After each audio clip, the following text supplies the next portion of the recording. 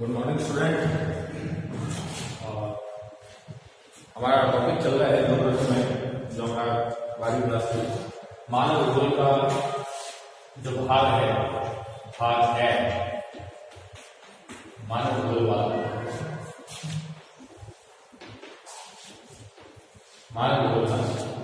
उसमें हमारा है चैप्टर 7+8, क्योंकि 7 के तुरंत बाद ही हमें 8वां करना है। ये मानव के व्यवसायों से संबंधित है। इससे संबंधित है मानव के व्यवसाय से संबंधित। तो आज हम जो करेंगे वो मानव के व्यवसाय कौन कौन से हैं और उसके बाद में टॉपिक लेंगे। पहला टॉपिक हमारा जो होगा वो है मानव व्यवसाय। ठीक है ना, मानव व्यवसाय। तो मानव के जो व्यवसाय है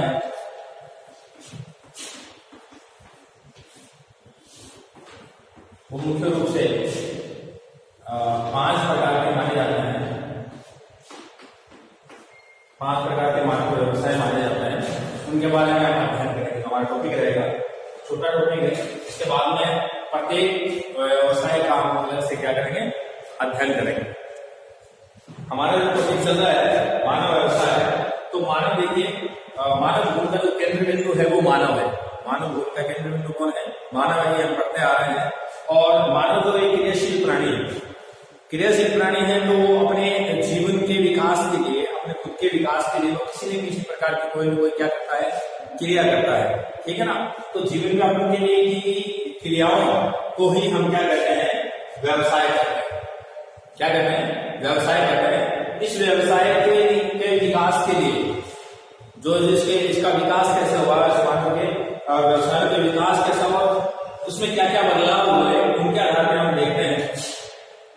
देखिए, सबसे पहले का जो काल माना जाता है वो माना जाता है प्रागैतिहासिक काल।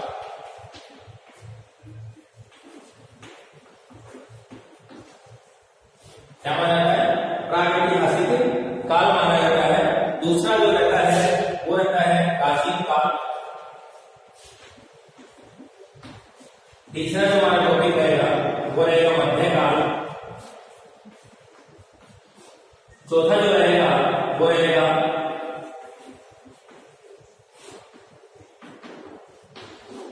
आधुनिक काल। हमारे पास मानव के व्यवसाय के लिए प्रमुख रूप से हम इसको अध्ययन करने के लिए 4 कालों में इसको विभाजित करते हैं। प्रागैतिहासिक काल में इसको विभाजित करते हैं, प्राचीन काल में इसको विभाजित करते हैं, ठीक है ना, मध्यकाल में इसको विभाजित करते हैं और आधुनिक काल में इसको विभाजित करते हैं। तो प्रागैतिहासिक काल का तात्पर्य हुआ इतिहास से पहले के काल, जो लिखित साक्ष्य नहीं देते हैं, केवल जो हमारे को कुछ अनुमान या कुछ ऐसी चीजें मिलती है जिनके आधार पर हमने उसको लिपिबद्ध किया है या उसके बारे में जानकारी ली है, लिखी है, तो उस काल को हम कहते हैं प्रागैतिहासिक काल, यानी इतिहास से पहले का काल। जो इतिहास है, लिखित में जो चीज हमें मिल रही है उससे पहले का जो काल है, लिखा गया उससे पहले का जो अनुमानित अध्ययन है, उसको हम कहते हैं प्रागैतिहासिक काल। इस समय मनुष्य जो था वो भूमखंड जीवन में था, जंगली जानवरों को मार के खाता था। ठीक है ना। धीरे धीरे उसका विकास हुआ, वो थोड़ा सा और उसका भौतिक थोड़ा सा विकास हुआ। फिर उसने एक जगह रहकर थोड़ा सा कृषि करने की व्यवस्था में सिखाने लगा। थोड़ा सा नुकीले पत्थरों का उपयोग उसने करना शुरू कर दिया, पत्थर की व्यवस्थाओं के ऊपर अध्ययन किया। ठीक है ना। तो सीधा सा अर्थ ही मान सकते हैं कि उस समय मनुष्य जो है वो एक पार्श्विक, जिसको बोल सकते हैं, या पशु की प्रवृत्ति का जो व्यक्ति है वही मानते हैं। बस पशुओं से थोड़ा सा इसको बौद्धिक विकास थोड़ा सा क्या था, ज्यादा। ठीक है ना। तो उस समय में ये इसी प्रकार की कोई न कोई अपने जीवन यापन के लिए क्रिया करता था, खुद के जीने के लिए क्रिया करता था, इसलिए वो उसको व्यवसाय मानते हैं। ठीक है ना। तो ये प्रागैतिहासिक व्यवसाय के अंतर्गत आता है। दूसरा जो आता है प्राचीन काल का आता है। ठीक है ना। इसमें मनुष्य जो था वो पशुपालन करने लगा। ठीक है ना। इसमें हम कह सकते हैं भूमखंड जीवन। ठीक है ना। इसमें पशुपालन करने लगा, थोड़ी बहुत कृषि कार्य करने लगा। ठीक है ना। आज से अगर हम देखें तो 2500 वर्ष पूर्व, ठीक है ना, ईसा पूर्व, आज से 2500 ईसा पूर्व का जो समय था, इस समय बहुत सी सभ्यताएं विकसित हुई, बहुत हड़प्पा है विकसित हुई। तो उसके पीछे था कि मनुष्य का थोड़ा बौद्धिक विकास हुआ, भटक जीवन की बजाय वो कृषि करना प्रारंभ कर दिया, पशुपालन कर दिया, ग्रुप में रहना शुरू कर दिया, ठीक है ना, और वस्तुओं के लेन देन की व्यवस्था शुरू कर दी, नगरीय व्यवस्था स्थापित होना शुरू हो गई। तो वो जो काल माना जाता है वो प्राचीन काल माना जाता है, और इस समय मनुष्य पशुपालन और कृषि तथा लगभग 2500 ईसा पूर्व, यानी कि आज से 4-5 हजार साल पहले वो जो स्थिति में था, उस स्थिति में जो व्यवसाय होता था, तो वो व्यवसाय की जो स्थिति थी उसको विकास के अंतर्गत मानते हैं, और वो प्राचीन काल मानते हैं। मध्यकाल, तो मध्यकाल के अंतर्गत अगर हम बात माने तो 600 से 1500 ईस्वी का जो काल है, ईस्वी का समय का हम 600 से लेकर 1500 ईस्वी तक का काल है, उसको हम मध्यकाल मानना है। और इस काल के अंतर्गत विभिन्न प्रकार की खोजें होने शुरू हो गई थी, विभिन्न प्रकार का लोग एक दूसरे के अंतर्गत लेन देन की प्रक्रिया शुरू की थी, व्यवसाय में विविधता देखने को मिल रही थी, वस्तु के बदले वस्तु, वस्तु के बदले किसी अन्य वस्तु का भी आदान प्रदान किया जाता था, ठीक है ना।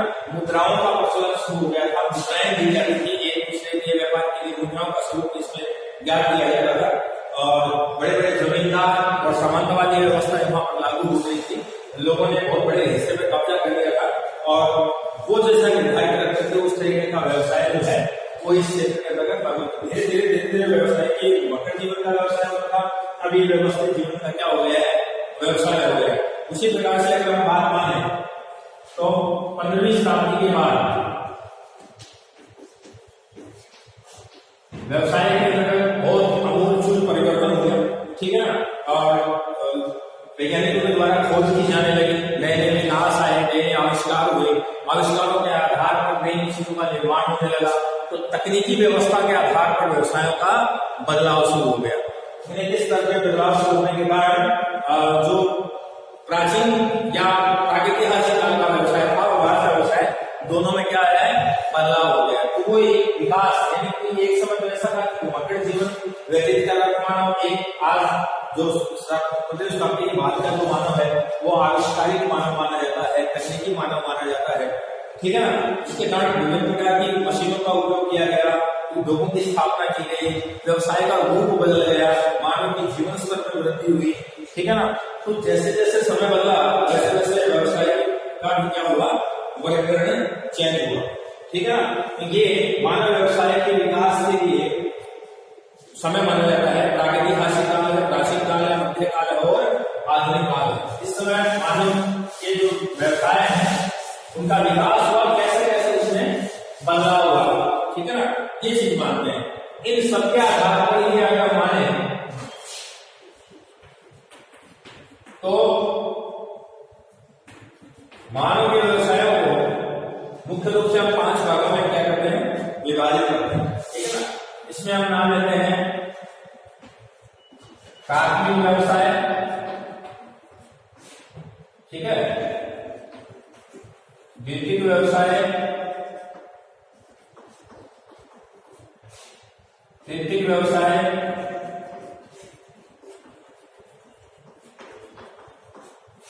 चतुर्थक व्यवसाय,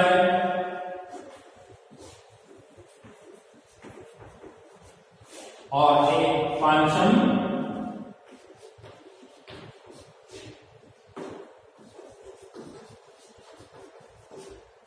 व्यवसाय, ठीक है ना।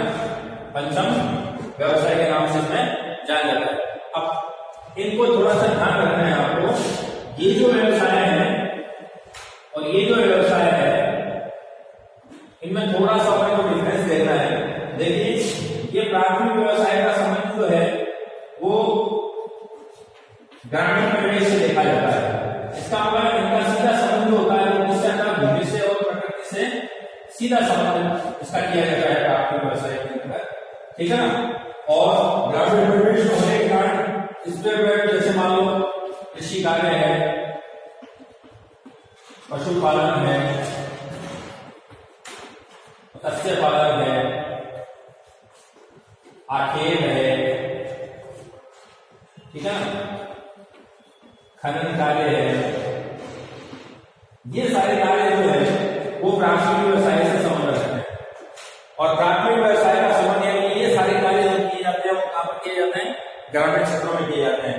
अब इन सब कार्यों का संबंध जो है वो सीधा प्रकृति या भूमि से है, धरातल से ये जुड़े हुए लोग होते हैं, इनका सीधा संबंध होता है वो किससे होता है, धरातल से होता है। एक चीज आपको ध्यान रखनी है कि प्राथमिक व्यवसाय जो है, प्रथम व्यवसाय जो इन सभी व्यवसायों का आधार है, इन सभी व्यवसायों का क्या है, आधार जो है, इसलिए इसको आधारभूत व्यवसाय भी कह सकते हैं।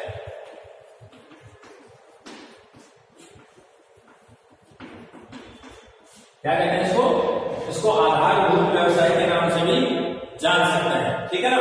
तो ये प्राथमिक, द्वितीयक, तृतीयक, चतुर्थक और पंचम व्यवसाय की स्थिति के अंतर्गत आती है। तो प्राथमिक व्यवसाय का, अब इन व्यवसायों से जो तत्व प्राप्त होता है, जो तत्व प्राप्त होता है उसका क्या किया जाता है, वो कच्चे माल के रूप में विनिर्माण, दूसरे में किसका अध्ययन किया जाता है, विनिर्माण का, आपके पैकिंग का, ठीक है ना, परिष्करण या इसको कह सकते हैं शोधन, क्या कह सकते हैं, शोधन। तो द्वितीय व्यवसाय का जो संबंध है वो विनिर्माण यानी इनसे जो प्राप्त कच्चा माल होता है उनके आधार पर दूसरा व्यवसाय है कि जैसे मान लो कृषि से कपास का उत्पादन हुआ तो उसका संबंध प्राथमिक व्यवसाय से है, कपास का संबंध प्राथमिक, लेकिन कपास से कपड़ा बनाया जाएगा, कपड़े का विनिर्माण किया जाएगा, तो वो निर्माण करने वाली जो क्रिया है वो किसकी है, द्वितीय व्यवसाय की है। और ये सारी गतिविधियां जो होती है संचालित, ये सारी गतिविधियां संचालित होती है वो कहाँ होती है, नगर में होती है। इसका तात्पर्य ये हुआ कि प्राथमिक व्यवसाय का संबंध जो है वो ग्रामीण जनसंख्या से है, द्वितीय, तृतीय, चतुर्थ और पंचम व्यवसाय का संबंध जो है वो किससे है, नगरीय क्षेत्र में। ऐसी बात है कि यहाँ होने वाला व्यवसाय यहाँ नहीं होता है, लेकिन जो अधिकतम स्तर जो उसका माना जाता है, जो उच्च स्तर माना जाता है, वो कहाँ प्राप्त किया जाता है, नगरों में प्राप्त किया जाता है। वर्तमान में जो वैज्ञानिक विकास हुआ है, खोजें हुई, उसके आधार पर आजकल वो स्थितियां जो है सामान्य हो गई है कि ग्रामीण क्षेत्र में भी वो स्थितियां पाई जाती है जो नगरीय क्षेत्रों में पाई जाती है। पहले विभाजन था, नगरों का अलग स्वरूप था, ग्रामीण क्षेत्र का अलग स्वरूप था, इसको थोड़ा सा समझेंगे, ठीक है। ये चीजें, तो दूसरा व्यवसाय का जो संबंध है वो किससे है, विनिर्माण से है, परिष्करण से है, ठीक है ना, पैकिंग से है, ठीक है ना। इसके अलावा जो ऊर्जा उत्पादन के, अब ऊर्जा उत्पादन का कारण हुआ, जैसे मान लो कोयला है, तो कोयले का जो खनन किया जाएगा वो किसके द्वारा, प्राथमिक व्यवसाय करेगा। अब खनन कोयले का क्या, अब कोयले को जलाकर क्या प्राप्त की जा रही है, ऊर्जा प्राप्त की जा रही है। तो वो कहाँ की जा रही है, बड़े नगरीय क्षेत्रों के अंदर उनके टॉपिक लगे हुए हैं, वहां उनका अध्ययन किया जाता है, वहां उनका निर्माण किया जाता है। तो ऊर्जा के उत्पादन में यानी कोयला जो मिला वो खनन से मिला, इसका मतलब कोयले को खनन करने का जो कार्य वो प्राथमिक हुआ, लेकिन ऊर्जा उत्पादन जो वो कोयले पे डिपेंड रहती है, इसीलिए इसको मैंने नाम लिखा आधारभूत व्यवसाय। तो प्राथमिक व्यवसाय जो है वो एक तरह से किसके अंतर्गत आता है, आधारभूत व्यवसाय के अंतर्गत आता है, ठीक है। तृतीय व्यवसाय की बात करें, इसको सेवा सेक्टर में लेते हैं। सेवा सेक्टर का तात्पर्य हुआ जितनी भी हमारे जीवन यापन को सफल बनाने के लिए जो जो सेवाएं स्थापित की गई है, जैसे यातायात की सेवा है, बैंकिंग की सेवा है, बीमा की सेवा है, बाजार की सेवा है, ठीक है ना, चिकित्सा सेवा है, शिक्षा की व्यवस्था है, ये सारी सेवाओं के अंदर आते हैं। और इनके बदले हम चाहे तो उनको सेवा के बदले सेवा दे सकते हैं, चाहे सेवा के बदले हम उनको धन दे सकते हैं, ठीक है ना। तो इस तरीके से जो व्यवसाय लेन देन चल रहा है, जिससे प्रत्येक व्यक्ति अपनी आवश्यकताओं की क्या कर रहा है, पूर्ति करता है। तो इसके अंतर्गत आप देखिए जो आए हैं, जैसे परिवहन है, ठीक है ना, चिकित्सा है, ठीक है ना, शिक्षा है, परिवहन है, चिकित्सा है, शिक्षा है, प्रशासन है,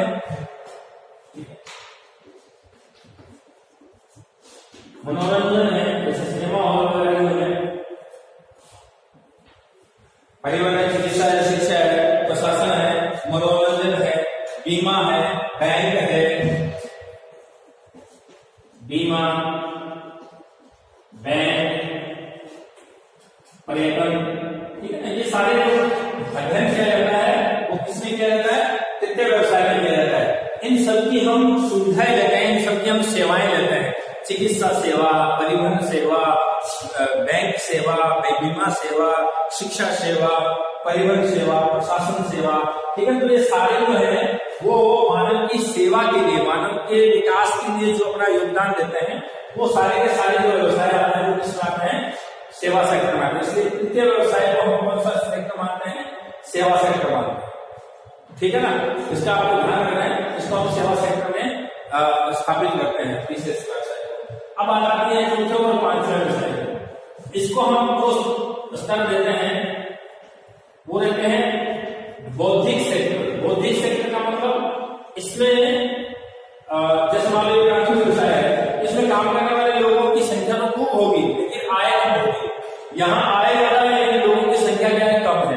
क्योंकि यहाँ पर जो काम किया जाता है उसमें शारीरिक बल की बजाय मानसिक बल का उपयोग किया जाता है। मनन प्रक्रिया के अंतर्गत, मनन चिंतन जो होता है, सोचने की प्रक्रिया वाला जो व्यवसाय है वो चौथा और पांचवा व्यवसाय। इसीलिए इसको बौद्धिक सेक्टर का व्यवसाय, बुद्धि से संबंधित जो व्यवसाय है, इसमें सारे कार्य होते हैं। तो बड़े अधिकारी जो होते हैं, मैनेजर हुआ, परामर्शदाता हुआ, कोई आविष्कारक हुआ, कोई शोधार्थी हुआ, है ना, ये लोग क्या करते हैं? अपनी बुद्धि को इस तरीके से डेवलप करते हैं, है ना, और हर कार्य को सोचकर उसके बारे में क्रियान्वित करते हैं कि हमें कोई उद्योग स्थापित करना है तो उद्योग के लिए क्या क्या कार्य करने हैं, किस तरीके से होगा, क्या होगा, कैसे नहीं होगा।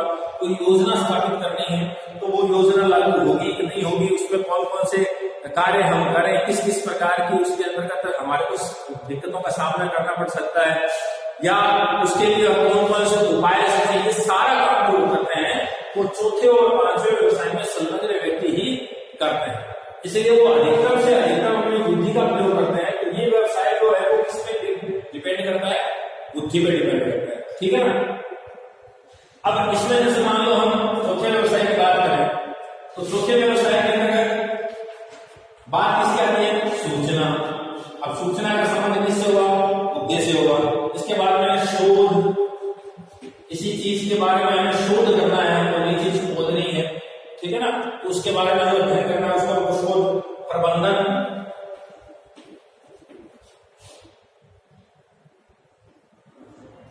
क्या है? प्रबंधन। तो प्रबंधन का मतलब होता है कि कोई भी ऐसी जगह है या कोई ऐसा क्षेत्र है या कोई ऐसी इकाई है जिसके बारे में हमें उसको सही तरीके से संचालित करना है।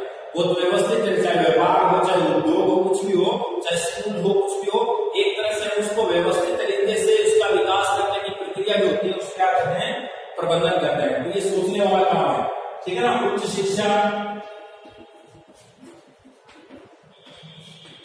किसके अंदर आता है? उच्च शिक्षा, स्वास्थ्य और सुरक्षा एवं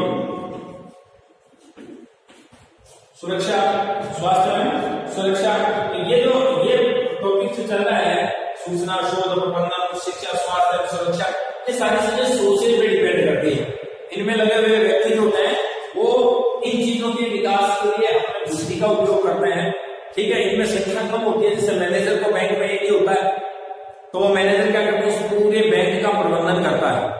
उसके अंदर में आने वाले, उससे नीचे काम करने वाले लोगों को व्यवस्थित तरीके से उस बैंक का कार्य समझाता है, बैंक के कार्य को इतना अधिक बढ़ाता है ताकि बैंक को ज्यादा से ज्यादा क्या हो? फायदा हो, ठीक है ना। हालांकि इनकी आय जो होती है वो क्या होती है? अधिक होती है। पांचवा जो व्यवसाय का भी है, पांचवा व्यवसाय, उसमें कार्यकारी, जिस प्रकार से जो चीजें चल रही है उनके बारे में हम जानकारी ले रहे हैं।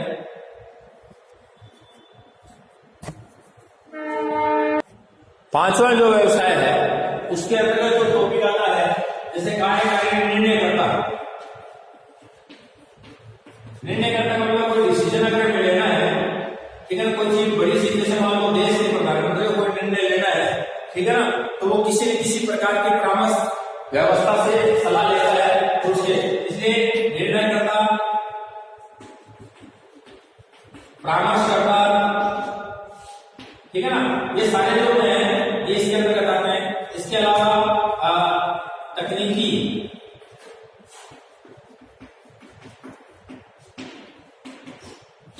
सलाहकार का तात्पर्य हो गया, जैसे हमें कोई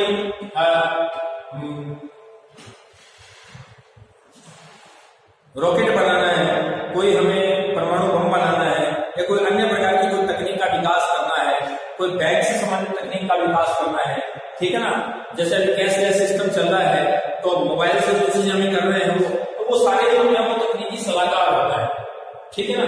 इनका सारा काम जो होता है वो किसके स्तर पर होता है, बौद्धिक स्तर पर होता है, बुद्धि से ये काम करते हैं। लेकिन इनकी आय बहुत होती है, इनकी आय क्या होती है, बहुत ज्यादा इनकी आय होती है, लेकिन इनकी संख्या बहुत कम होती है, ठीक है ना। उसके बाद में जैसे सरकार है, तो सरकार के भी लोग हैं, वही सुनाते हैं। कानून से संबंध रखते हैं, वकील है, जज है, ठीक है ना। तो वो कौन से व्यवसाय से संबंध रखते हैं, पंचम व्यवसाय से। और ये वाले जो व्यवसाय रखते हैं वो किससे रखते हैं, चतुर्थ व्यवसाय। इन सब में दोनों में आप देखो एक ही चीज सामने में आ रही है, देखो कार्य करती हो, निर्णय करता हो, वो भी बुद्धि का काम रहेगा। परामर्श करता है, उसका उपयोग बुद्धि से हो रहा है। तकनीकी सलाहकार है, तकनीक के बारे में कोई जानकारी दे रहा है, वो बुद्धि की सोच कर। सरकार है, कोई योजनाएं चलाएं, किस तरीके से उनकी परामर्श समिति होती है, उसमें बड़े बड़े अधिकारी होते हैं। कानून सारा बुद्धि का काम है। आपके वकील जो होते हैं, जज जो होते हैं, वो सारी सिखाते हैं। सूचना, कोई सूचना में देनी है, कैसे देनी है, किस तरीके से देनी है, सारा काम। शोध, किसी चीज की खोज करनी है हमें, तो वो सारा काम किससे चलता है, बुद्धि से चलता है। प्रबंधन करना, किसी उद्योग या किसी अन्य क्षेत्र के अंतर्गत एक व्यवस्थित तरीके से कार्य करना। उच्च शिक्षा, बड़ी तकनीकी शिक्षा हो या फिर कोई पीएचडी वगैरह करवाना हो, या उच्च स्तर की शिक्षा के रूप में जब अध्ययन करवाया जाता है, उसको इसमें आप शामिल करते हैं। स्वास्थ्य, अपने शरीर से संबंधित जो मेडिकल जांच, मेडिकल खोजें होती है, जो चिकित्सा संबंधित खोजें होती है, उनका ध्यान रखते हैं। सुरक्षा, जो हमारे पूरे भारत की जो सुरक्षा एजेंसियां होती हैं, जैसे सीबीआई है, सीआईडी है, आपके रॉ है, ठीक है ना। तो ये जो एजेंसियां होती हैं, उनमें काम करने वाले जो व्यक्ति होते हैं, फौज है, पुलिस के उच्च अधिकारी हैं, ठीक है ना। पुलिस सेवा में भी आती है, पुलिस की जो प्रशासन का नाम है ना, ये सेवा में भी आते हैं। लेकिन उच्च स्तर की जो गुप्त सूचना होती है, गुप्त सुरक्षा जो होती है, उनको इसमें शामिल किया जाता है। तो ये पांचवें, प्रथम, द्वितीय, चतुर्थ और पंचम व्यवसाय। इन व्यवसायों का अध्ययन हमारे नेक्स्ट जो वीडियो है उसके अंदर, नेक्स्ट जो अध्ययन है उसके अंदर। ये पांचों का आपने देखा कि इनके बारे में हम क्या करेंगे, अपने व्यवसाय में अध्ययन करेंगे। इस अध्याय में केवल व्यवसायों का जिक्र किया गया है, कौन सा व्यवसाय कैसा है, किस तरीके का है, उसके आधार पर इसका अध्ययन किया जाता है। ये आपका 7 जो लेसन है वो पूरा हो गया है। इसका अध्ययन करने जो मैंने मोटी-मोटी चीजें बताई है वो सारी इसके संदर्भ में है, संबंध में है, ठीक है ना। इसकी जो सारणी है, उस सारणी के आधार पर इसका व्यवस्थित आप किया जा सकता है, ठीक है ना। सेवा सेक्टर के रूप में बहुत बड़ी स्थिति आती है। सेवा सेक्टर तीसरा, चौथा और पांचवा जो है, इन तीनों को हम सेवा सेक्टर में लेते हैं। पहले को कृषि से संबंध लेते हैं, दूसरे को विनिर्माण से संबंध लेते हैं, तीसरा जो व्यवसाय है, चौथा है, पंचम है, तो इनको सेवा सेक्टर के माध्यम से लेते हैं। ये तीनों के तीनों सेवा सेक्टर के अंतर्गत आते हैं। लेकिन तीसरा व्यवसाय है जो प्रमुख रूप से सेवा सेक्टर के अंतर्गत शामिल किया जाता है। चौथा और पांचवा जो है वो बौद्धिक स्तर के सेवाओं के लिए स्थापित किया जाता है। समझ में आया, सामान्य सेवा के लिए तीसरा सेक्टर और बौद्धिक या उच्च सेवाओं के लिए जो है वो चौथा और पांचवा व्यवसाय शामिल किया जाता है। अब हम अपना नेक्स्ट जो अध्याय है, अध्याय नंबर 8, ये स्थापित कर रहे हैं, मानव व्यवसाय से संबंधित है। अब इसके अंतर्गत हम अपना जो अध्ययन करेंगे उसका नाम है प्राथमिक व्यवसाय। कौन सा? प्राथमिक व्यवसाय है। और प्राथमिक व्यवसाय में हमने पीछे देखा था, प्राथमिक व्यवसाय में हमने तीन बातें करनी है, कृषि, आखेट, पशुपालन, मत्स्य पालन, खनन, ठीक है ना। किन किन में बातें करनी है, ठीक है ना। इसके अलावा जैसे लकड़ी काटना, कृषि करना, खेती करना, पशुपालन करना, मत्स्य पालन करना, खनन करना, लकड़ी काटना, ये सारे के सारे जो है वो किसके अंतर्गत आते हैं? पशुपालन की व्यवस्था में आते हैं। संग्रहण, ठीक है, ये सारे आते हैं। अब इनमें सिस्टमेटिक ढंग से हम देखें, सिस्टमेटिक टाइप का अगर हम देते हैं इसको, इसकी प्रक्रिया को, तो उसके अंदर सबसे पहला जो अध्ययन करेंगे वो करेंगे हम आर्केड का, क्योंकि ये मानव के जो चार हमने बिंदु माने हैं, प्रागैतिहासिक काल, प्राचीन काल, मध्यकाल और आधुनिक काल, जैसे जैसे विकास हुआ है उसके अनुसार इसका हम अध्ययन करेंगे। तो सबसे पहला आर्केड है, फिर उसमें आता है वन संग्रहण, यानी वनों से जो चीज हम संग्रहित करते हैं उसके बारे में आता है। फिर उसके बाद में आता है मछली पालन करना,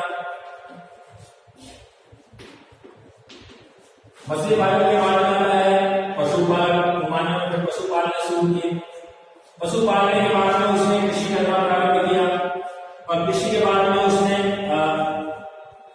कृषि के साथ साथ लकड़ी काटना, उससे कुछ चीजें बनाना, और अंतिम जो किया उसने क्या किया, खनन किया। तो ये इन चीजों का हम सिस्टमेटिक ढंग से अध्ययन कर रहे हैं। कहने का तात्पर्य है कि प्राथमिक व्यवसाय में कृषि, आर्केड, पशुपालन, मत्स्य पालन, खनन, लकड़ी का काटना, संग्रहण करना, ठीक है ना। तो हमारे हम सीरीज में करेंगे सबसे पहले जो विकास हो, विकास की दृष्टि से देखें तो आर्केड, फिर वन संग्रहण, मछली पालन, पशुपालन, कृषि, लकड़ी काटना और खनन करना, इन पर हमारा क्या चलेगा, टॉपिक चलेगा। तो इनमें आपसे बड़ा प्रश्न पूछा जा सकता है, किसी के संदर्भ में पूछा जा सकता है। प्रमुख रूप से इन सभी व्यवसायों में सबसे उच्च कोटि का जो बिंदु आता है वो आता है कृषि। क्या आता है, कृषि आता है। इन सब में जो उच्च कोटि के स्वरूप में व्यवसाय माना जाता है प्राथमिक का, वो कृषि आता है। तो कृषि और गैर कृषि, यानी ऐसा व्यवसाय जिसमें कृषि की जाती हो, ऐसा व्यवसाय जिसमें कृषि नहीं की जाती है, यानी अन्य व्यवसाय किए जाते हैं। यानी कृषि के अलावा जो व्यवसाय किए जाते हैं वो अन्य व्यवसाय, इनको हम बोल देते हैं गैर कृषिगत कार्य या व्यवसाय। कृषिगत कार्य या व्यवसाय, और इसमें कृषि कार्य। तो जो कृषि के अंदर कार्य है ना, उनको तो हम बोलेंगे कृषिगत व्यवसाय, और जो कृषि के अंतर्गत नहीं आते हैं वो करेंगे गैर कृषि कार्य। ये सारे कार्य जो कृषि कार्य मानते हैं। इसके अलावा क्या हुआ, इसका संबंध किससे है, प्राथमिक से। इसका तात्पर्य प्राथमिक व्यवसाय ही कौन सा व्यवसाय कराया, कृषिगत व्यवसाय। इसका तात्पर्य हुआ कि केवल प्राथमिक व्यवसाय को हम कृषिगत व्यवसाय कहते हैं, क्योंकि इन सभी व्यवसाय में कृषि सबसे क्या रहती है, इंपॉर्टेंट रहती है। तो कृषि व्यवसाय के रूप में इंपॉर्टेंट रहने के कारण इसका नाम कृषिगत व्यवसाय। और द्वितीय, तृतीय, चतुर्थ और पंचम जो व्यवसाय है उनका सीधा संबंध कृषि से नहीं है, सीधा संबंध प्राथमिक व्यवसाय से नहीं है। अतः उनके लिए जो हम टॉपिक शुरू करते हैं, वो जो शब्द यूज करते हैं वो कहता है गैर कृषिगत कार्य। इन चीजों को विशेष करके आपको ध्यान में रखना है, क्योंकि इन्हीं के आधार पर हम आगे की प्रक्रिया को शामिल करते हैं। समझ में आया? अब हम जो टॉपिक हमारा चलेगा वो चलेगा आर्केड। प्राथमिक व्यवसायों में हम टॉपिक कर रहे हैं, जैसे नंबर 8 कौन सा कर रहे हैं, प्राथमिक व्यवसाय। तो प्राथमिक व्यवसाय में सबसे पहला हमारा इंपॉर्टेंट जो टॉपिक रहेगा वो क्या रहेगा, आर्केड रहेगा। आर्केड क्या है, मानव जीवन के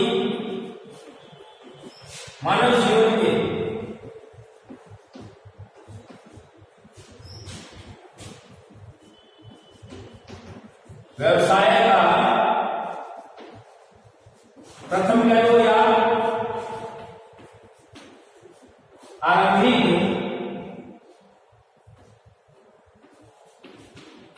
चरण। मानव जीवन में जो व्यवसाय हैं उन व्यवसायों के अगर बात करें तो ये जितने भी व्यवसाय हैं उनका सबसे पहला जो चरण माना जाता है वो क्या माना जाता है, आर्केड माना जाता है। ठीक है ना। और ये इसी को मानव जीवन के रूप में अगर माने आर्केड को, ये सबसे प्राचीन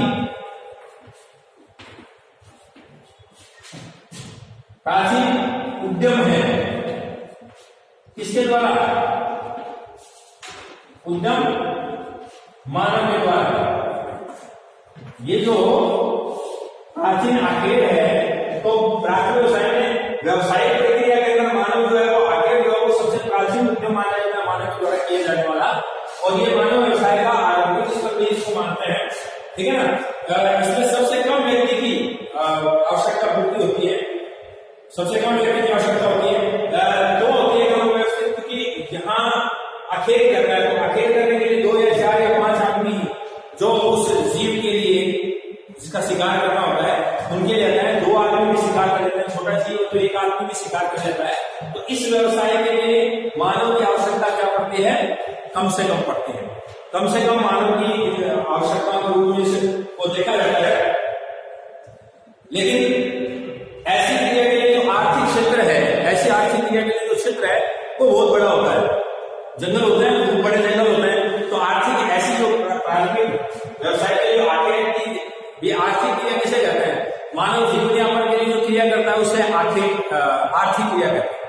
मानव अपने जीवन यापन के लिए जो करता है उसे क्या कहते हैं?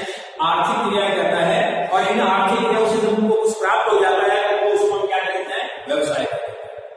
तो कई व्यवसायों को, कई आर्थिक क्रियाओं को शामिल करके हमने एक व्यवसाय बनाया है जो भूमि से संबंधित है, प्रकृति से संबंधित है। तो आखिर का सीधा संबंध प्रकृति से है कि प्रकृति में पाए जाने वाले जीव जंतुओं का मानव के द्वारा क्या किया जाता है? शिकार किया जाता है और उनको निश्चित तरीके से क्या किया जाता है? अपने अपनी आवश्यकता के अनुसार उसका उपभोग किया जाता है। इसलिए इस व्यवसाय से जीवन का जो आधार है वो न्यूनतम माना जाता है। कई बार शिकार मिल भी जाता है, कई बार शिकार नहीं मिलता है, कई बार आपको बहुत लंबे समय तक शिकार का इंतजार करना पड़ता है। इसमें जो आवश्यकता है आपकी जीवन यापन की, उसकी निर्भरता क्या रहती है? कम रहती है। इसी आधार पर अगर हम देखें तो माना जाए प्राचीनतम उद्यम, ठीक है। तो इसके बारे में जो अध्ययन करेंगे हम वो हमारे नेक्स्ट वीडियो में करेंगे। जितने भी हमारे टॉपिक्स हैं प्राथमिक व्यवसाय को आगे हमने प्रारंभ कर दिया है। चैप्टर नंबर 8 प्राथमिक व्यवसाय से संबंधित आगे के बारे में हम जानकारी ले रहे हैं, जिससे संबंधित जो प्राथमिक व्यवसाय के जो व्यवसाय होंगे उसको हम अपने नेक्स्ट वीडियो में करेंगे। आज के लिए थैंक यू।